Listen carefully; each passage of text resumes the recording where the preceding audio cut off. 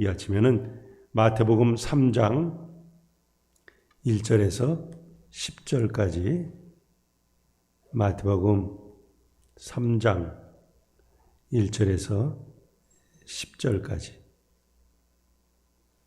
함께 읽겠습니다. 시작. 그때에 세례 요한이 이르러 유대 광야에서 전파하여 말하여 회개하라 천국이 가까이 왔느니라 하였으니 그는 선지자 이사야를 통하여 말씀하신 자라 일렀으되 광야에 외치는 자의 소리가 있어 이르되 너희는 주의 길을 준비하라 그가 오실 길을 곧게 하라 하였느니라.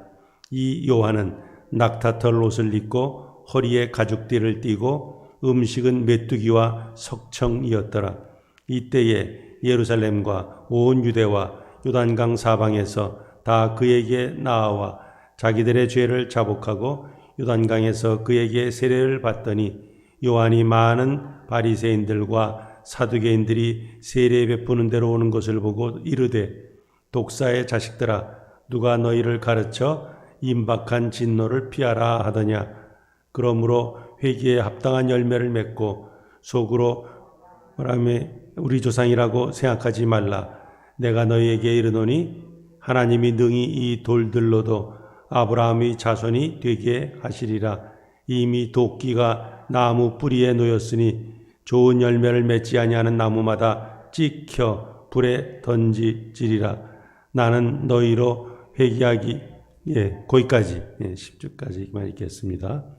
우리가 요즘 주일에 마가복음을 하는데 그 마가복음과 뭐 비슷한 내용이죠. 근데 참 이런 예수님께서 세례자 요한이 세례 베푸는 장면, 예수님이 세례 받으시는 장면, 이런 시험 받으신 장면들은 사실은 마가는 좀 간단하게 나오죠. 그냥 한 줄로, 두 줄로 이렇게. 근데 마태는 조금 더 디테일하게 언급을 하고 있습니다. 자, 앞에 우리 이제 1장과 2장을 다뤘는데 거기는 그 예수님의 태어났을 때 혹은 유년 시절과 관련된 그런 메시아의 논증이라 할 수 있습니다. 이제 다룰 이 3장과 4장은 그 예수님의 공생의 초기 사역과 관련돼서 설명을 하고 있습니다. 제가 이 마태복음 1장부터 4장까지는 그 예수님의 그 사역을 구약에서 이렇게 예언한 것이 이루어졌다 하는 것을 7개로 나눴다 그랬는데 오늘 이 사건은 이제 6번째죠. 세례자 요한이 예수님의 사역을 준비했다 하는 것은 구약의 예언의 성취다. 그러니까 6번째 사건을 지금 다루고 있습니다. 자, 세례자 요한이 우리 그 마가복음에 보면은 죄 사함을 얻게 하는 회개의 세례를 전했죠. 근데 여기서는 메시지가 나와요. 세례자 요한이 뭐라고 외칩니까?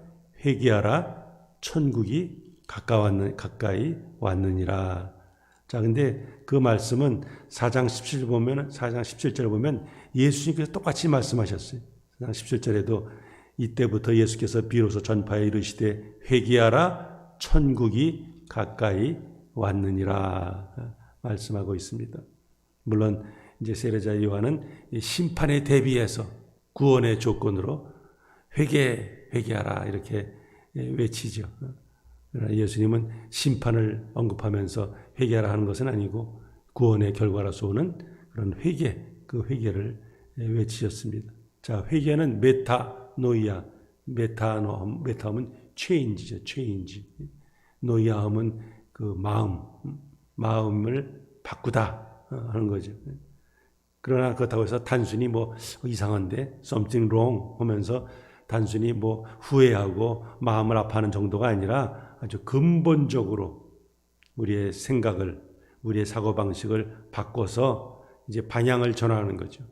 세상을 향해서 가던 발걸음을 근본적으로 바꿔서 이제는 하나님을 향해서 철저한 방향 전환, 이것이 회개의 의미입니다. 그러니까 그냥 심플 체인지 오브 마인드가 아니라 트랜스폼이죠. 완전히 그냥 겉과 속이 싹 바뀌는 트랜스폼 되는 그것이 회개의 참된 의미가 되겠습니다. 전에는 내 생각대로 내 마음대로 살려고 내 고집대로 살려고 했으나 이제는 주님의 뜻대로 우리 삶의 운전대를 주님께 맡기는 이것이 참된 회개의 모습이라 하겠습니다. 자, 그렇게 회개하는 것이 천국이 가까웠느니라 하나님 나라를 맞이하는 선결 조건이죠. 자, 하나님 나라가 뜻이 뭡니까? 천국, 하나님 나라. 이거는 뭐 주소 몇 번지 이런 특정한 장소를 가리키는 것이 아니라 하나님의 통치, 하나님의 다스림이죠. 하나님께 우리 그 삶의 주권을 전적으로 이양하고 주님께서 나를 인도하소서, 나를 다스려 주소서, 언제 이렇게 맡기는 거죠. 그러니까 하나님의 뜻이 우리의 삶에서 이루어지는, 그러니까 하나님의 뜻이 모든 상황에서 이루어지는, 이게 바로 하나님의 나라의 특징이라 하겠습니다. 자, 그런데 이 세례자 요한이 그냥 어디서 뚝 떨어졌나? 그것은 아니죠. 3절 여기 보면은 선지자 이사야를 통해서 말씀했다 이렇게 나옵니다.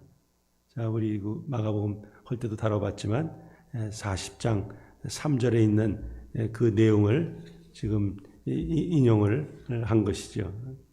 그러니까 이사야 선지자는 일찍이 광야에서 회개를 선포할 자가 있다 예언한 거죠. 사실 이스라엘 백성들은 그 메시아가 오시기를 간절히 기다렸습니다. 우리 이사야서 8장 17절에도 보면은 이제 야곱의 집에 대하여 얼굴을 가리시는 여호와를 나는 기다리며 그를 바라보리라. 기다린다 하는 말이 있어요. 그러니까 이스라엘 백성들이 이런 메시아를 간절히 기다렸습니다. 근데 그 메시아가 오시기 전에 그래도 왕이 행차하면은 미리 이렇게 좀 정지 작업을 하잖아요. 요즘도 대통령 온다 그러면 뭐 경호국에서 와가지고 경호실에서 미리 딱 이렇게 안전하게 한가 다 검사하고 조치를 취하죠. 마찬가지로 예수님이 사역을 위해서 지금 세례자 요한이 광야에 외치는 자의 소리가 되어서 준비하는 거죠. 거기 보면은 광야에 외치는 자리에 소리가 있어 이르되 너희는 주의 길을 준비하라 그가 오실 길을 곧게 하라. 이 말씀은 원래는 광야의 길을 내시는 하나님께서 이스라엘 백성들을 바벨론 포로 생활에서 이제 돌아오게 하실 것이라 아 기쁘다 찬양하는 그런 기쁨의 소리였어요. 근데 그것을 이제 마태는 예수님의 그 돌아오시는 그 장면으로 이렇게 전환시킨 거죠. 그래서 예수님이 장차 오실 터인데 이스라엘 백성들아 회개를 하라. 회개하면서 주님을 맞이할 준비를 하라 하는 거죠. 하나님께서 광야의 대로를 열어서 이스라엘을 회복시켰던 것 같이 이제 유대 광야에 길을 내서 예수님의 오실 길을 준비하자. 지금 그거죠. 그러니까 이 세례자 요한의 외침을 들은 무리들은 준비해야 될 게 뭡니까? 회개죠, 회개. 철저하게 자기의 죄를 고백하고 그리고 이제 하나님께로 돌아오는 그럴 때 비로소 예수님이 증거하시는 그 천국 복음을 받아들일 수 있다. 그러니까 먼저 회개. 우리가 믿음으로 구원받는다 이렇게 간단하게 얘기하죠. 근데 그것을 조금 더 이렇게 세분하면은 믿음 전에 뭐가 있어야 돼요? 회개하고. 그래서 예수님께서 회개하고 복음을 믿으라 이렇게 말씀하셨죠. 그러니까 죄를 고백하고 회개했을 때 비로소 천국 복음을 받아들일 수 있음. 그러나 사실 대부분의 이스라엘 백성들은 눈이 어두워서 예수님을 메시아로 알아보지 못하고 도리어 거부하는 그런 이제 역사가 우리 복음서에 나타납니다. 자, 근데 예수님을 그 요한의 사역을 소개하기 전에 우리 3절에 보면 4절에 보면은 그의 그 외모 혹은 그가 뭐 먹고 살았나 뭐 이런 내용을 거기에 언급하고 있죠. 낙타 털옷을 입고 또 허리에는 가죽띠를 이게 구약의 누구를 연상한다고요? 엘리야가 이렇게 비슷하게 입고 다녔습니다. 그러니까 주의 길을 예비하는 제2의 새로운 엘리야로서 이 세례자 요한을 묘사하고 있습니다. 자, 그리고 또 뭘 먹어요? 메뚜기와 야생 꿀을 먹습니다.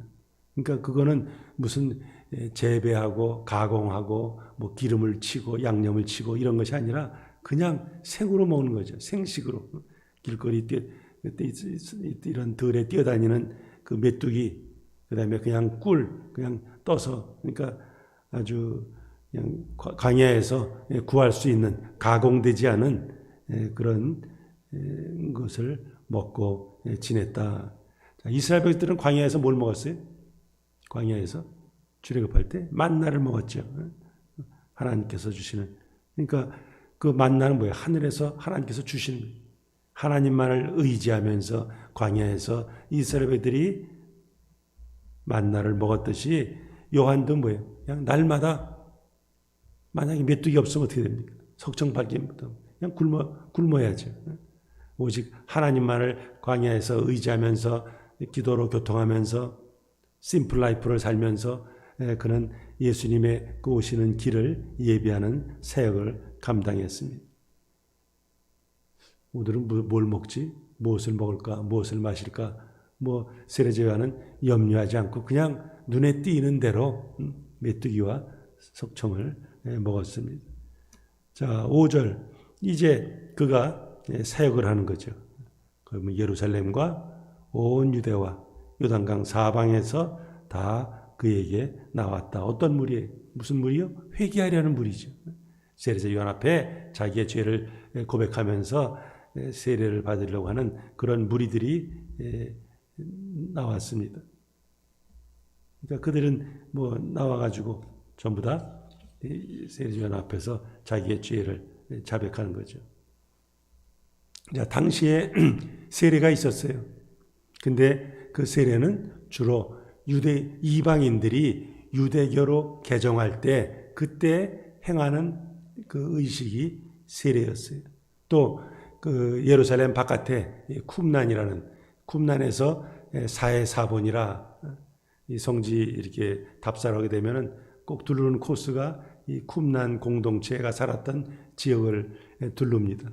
거기 보면은 그야말로 광야죠. 뭐 풀 한 폭이 없는 그런 광야 쭉 있는데 거기에 이렇게 굴들이 있어요. 굴들이 몇십 개가 지금 발견이 됐는데 그 굴 안에서 이 구약 성경을 이렇게 손으로 쓴 것이 발견된 거죠.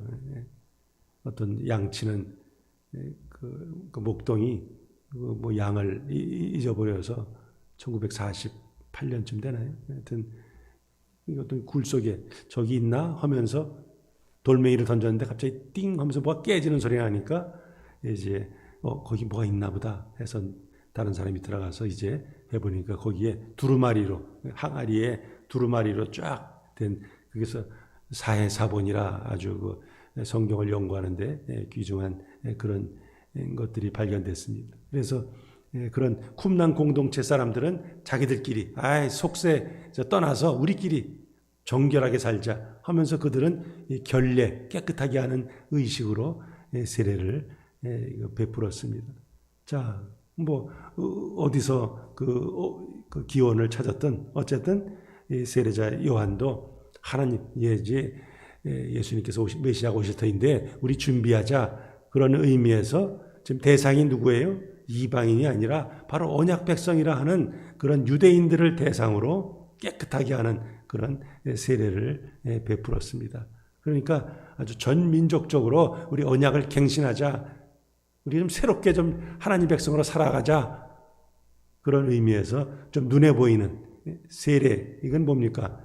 이미 믿은 자 앞에서 새롭게 믿은 사람들이 이게 어떤 의식을 행하는 거 아니에요? 드라마로 보여주는 거죠. 물론 이제 여기에 사도 바울은 좀 더 의미를 부여해서 예수님이 물속에 들어감으로 우리의 옛사람은 죽고 예수님이 부활하셨듯이 우리도 주님과 연합해서 새로 살아남, 이제 이런 의미들이 드러나지만 하여튼 뭐 세례자 요한은 그런 의미보다 하여튼 깨끗하게 씻는다 하는 의미에서 세례를 베풀었습니다. 자, 그런데 그가 많은 사람들이 이렇게 세례를 받는데 지금 누가 찾아오죠? 7절에 많은 바리새인들과 사두개인들이 세례 베푸는 대로 오는 것을 봤다. 이렇게 나옵니다.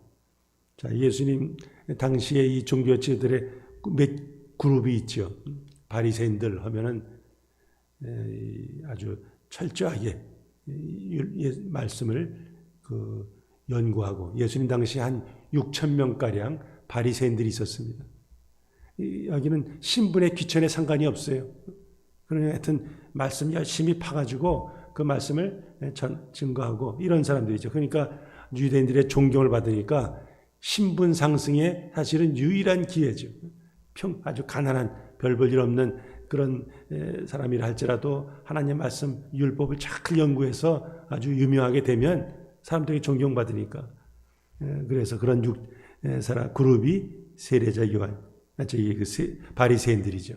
가장 예수님과 아이러니컬하게 충돌이 있었던 그룹이 바리새인들이고, 사두개인들은 뭡니까? 제사장 그룹이죠. 가장 세속적인 그룹. 로마 정부와 결탁해서 세례에 관한 모든 제사에 관한 모든 기득권을 자기들이 갖고 그냥 이 팔레스타인의 돈을 완전히 싹싹 긁어모으는 최대의 재벌 그룹, 이것이 바로 사두개인들이죠. 그들은 그래도 바리새인들은 부활이 있음, 그리고 그 성경에 있는 구약 성경을 다 믿었어요. 그러나 사두개인들은 뭡니까? 모세가 쓴 5가지 책, 그 책만이 진짜야. 다른 건 다 가짜 하면서 인정하지 않았습니다. 그리고 죽으면 끝, 부활 없음. 그렇게 그것이 바로 사두개인들의 특징이죠. 그다음에 서기관들이 있었는데, 하여튼 여기서 그 대표적인 종교제들 그룹이 지금 나왔습니다. 자, 그들이 나오는데 지금 세례 요한이 어떻게 그들을 대합니까? 아주 독사의 자식들아, 아주 세게 그들을 지금 대하고 있습니다. 자, 평소에 이 바리새인들과 사두개인들은 뭐예요? 서로 대립하죠. 교리적으로도 다르고. 그래서 사도행전에 보면 사도 바울이 이렇게 신문을 받을 때 바울이 딱 보니까 이쪽에는 바리새인들, 이쪽에는 사두개인들이 앉아 있어요. 그러니까 바울이 아주 의도적으로 부활의 문제를 탁 꺼내죠. 그러니까 원래는 이 사도 바울을 좀 신문하기 위해서 그들이 모였는데, 바울이 던진 그 부활의 교리 가지고 바리새인들은 있다, 사두개인들은 없다, 자기들끼리 싸우면서 바울은 살짝 빠져버린 그런 내용도 나오기도 합니다. 어쨌든 서로 교리적으로는 평소에 대립하지만, 그러나 예수님을 대적하는 데 있어서는 가제는 개편이라고 한 통속으로 예수님과 대적하게 되죠. 자, 근데 그들을 보면서 지금 세례자 요한이 뭐라고 그래요? 독사의 자식들아, 그렇게 부르죠.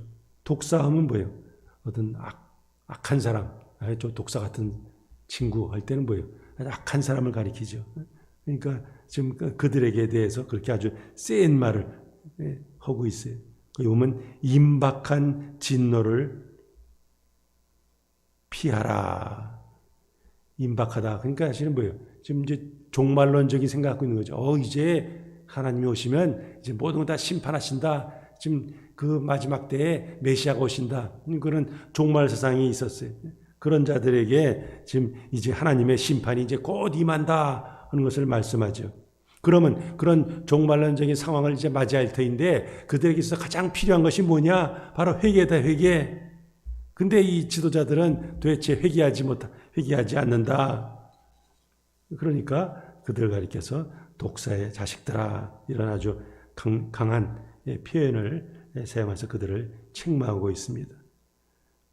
자, 우리 8절에 보니까 그러므로 회개에 합당한 열매를 맺어라. 바리새인들아, 사두개인들아, 너희들이 정말 제대로 올바른 종교 지도들이 되기를 원하느냐? 그러면 뭐 하라는 거예요? 회개하라 하는 거죠. 회개. 특별히 보면 회개에 합당한 열매를 맺어라. 그럼 그건 뭘 강조하는 거예요? 삶을 강조하는 거죠. 삶. 구약 아무리 열심히 가르쳐도 돌아서는 다른 사람들 거 착복하고 자기 이득만 취하고 이래선 되겠느냐? 열매가 그렇게 그런 열매를 거둬서는 되겠느냐? 의식보다 종교 의식보다 중요한 것은 삶이다 하는 것을 지금 요한이 강조하고 있습니다. 자, 그들은 아브라함이 우리 조상이라 그런 자부심이 있었어요. 그러니까 아브라함의 자손이니까 우리는 당연히 구원받지. 그런 생각. 근데 요한은 뭡니까? 착각하지 마라 하는 거지. 하나님께서는 여기 광야에 있는 이 돌멩이로도 얼마든지 하나님의 자손을 만들 수 있음. 구원을 받으려면 뭐 하라고요? 회개하라. 회개해. 자, 돌을 아브라함의 자손을 만드는 거 이게 가능합니까? 불가능하죠. 불가능하지만 하나님은 가능하게 하시는 거예요.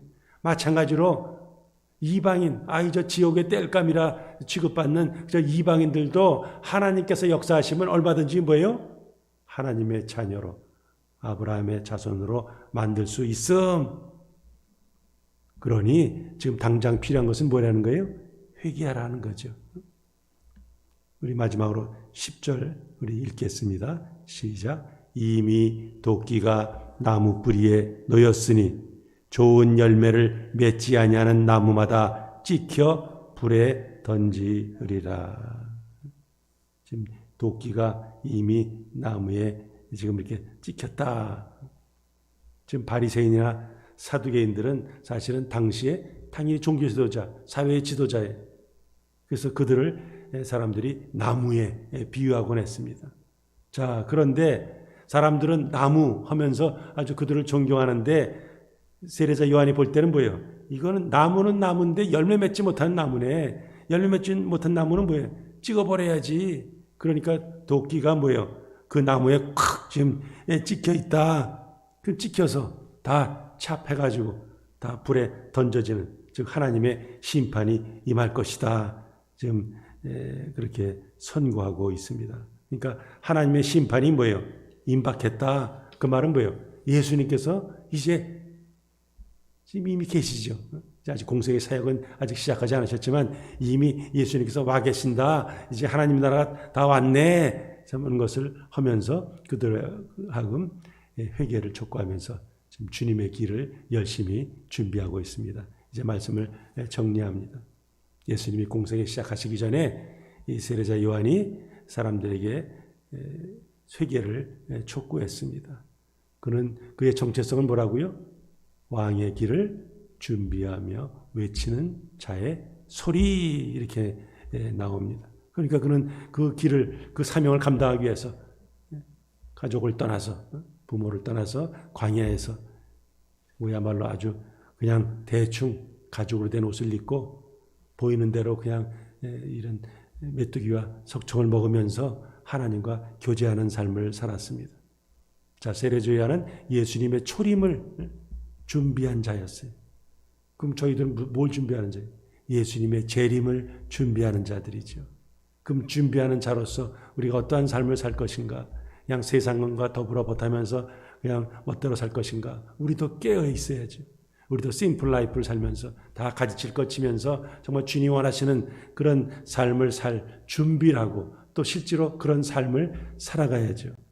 요한은 사람들에게 회개하라 외쳤어요. 방향을 전환해라. 하나님께로 향하라.